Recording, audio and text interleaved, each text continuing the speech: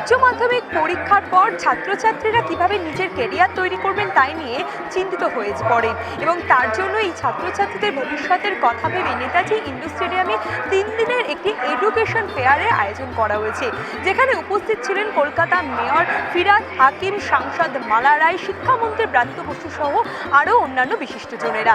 এবং ছাত্রছাত্রীরা কি বলছেন কথা বলে নেব।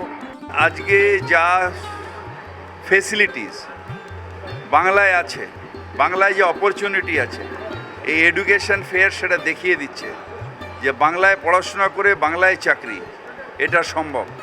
তার কারণ আমাদের এখানে এখন হায়েস্ট নাম্বার অফ আইটি, এবং আমরা কিছুদিনের মধ্যে ব্যাঙ্গালোর হায়দ্রাবাদকে ছুঁতে চলেছি। এতগুলো বড় বড় কোম্পানি তারা রাজারহাট থেকে আরম্ভ করে সেক্টর 5-এ আসছে, এটা হচ্ছে একটা পজিটিভ নিউজ।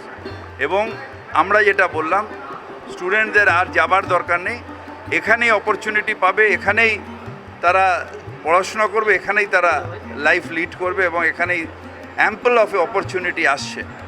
সুতরাং বাংলা এগিয়ে যাবে এবং সেটা দেখাচ্ছে এই এডুকেশন ফেয়ার।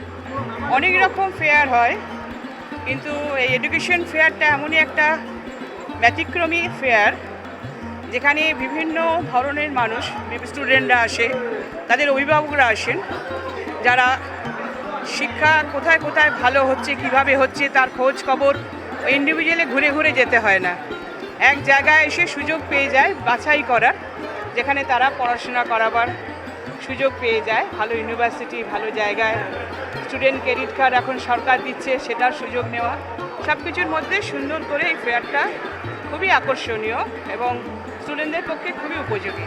আগে তো রাজ্যই নিত, তো এটা তো শিক্ষার ক্ষেত্রে তো এই যে সংঘীয় ধাঁচা, এই কনকারেন্ট লিস্ট, যুগ্ম তালিকা শিক্ষা, সংবিধানে একথা তো এই এনডিএ সরকার বা বিজেপি সরকার মানেনি।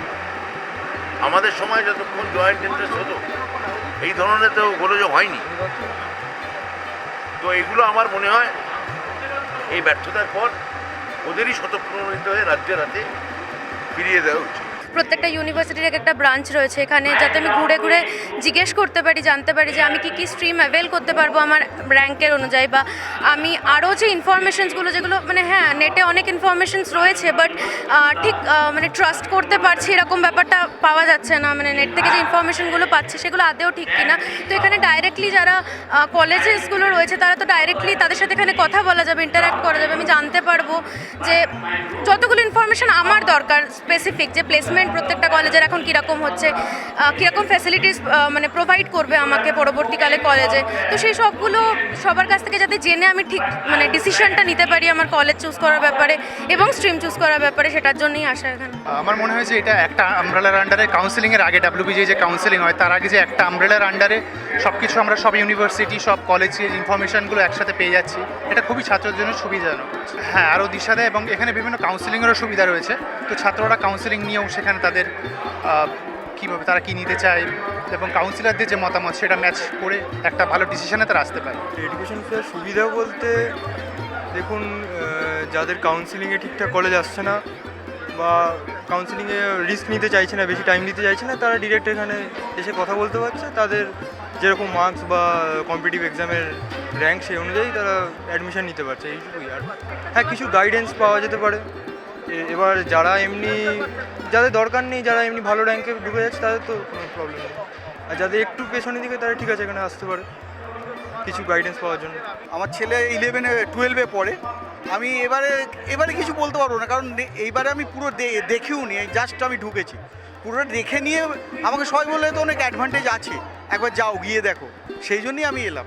এই এডুকেশন ফেয়ার হওয়ায় ছাত্রছাত্রীদের খুবই উপকৃত হয়েছে এমনটাই বলছেন তারা, কেননা একই ছাদের তলায় ভারতবর্ষের সবকটি ইউনিভার্সিটি থাকছে এবং কাউন্সেলিং করা হচ্ছে ছাত্রছাত্রীদের, তারা কোনটা নিয়ে পড়তে চায় এবং তাদের কত মার্কস আছে সমস্ত কিছুই অ্যানালাইসিস করছে এবং সমস্ত কিছুই গাইড করে দেওয়া হচ্ছে, ফলে খুবই উপকৃত হচ্ছেন এবং খুশিও হচ্ছেন এমনটাই জানাচ্ছেন ছাত্রছাত্রীরা, অভিভাবকরা। ক্যামেরায় চিরঞ্জিতের সঙ্গে ব্যুরো রিপোর্ট, এস নিউজ।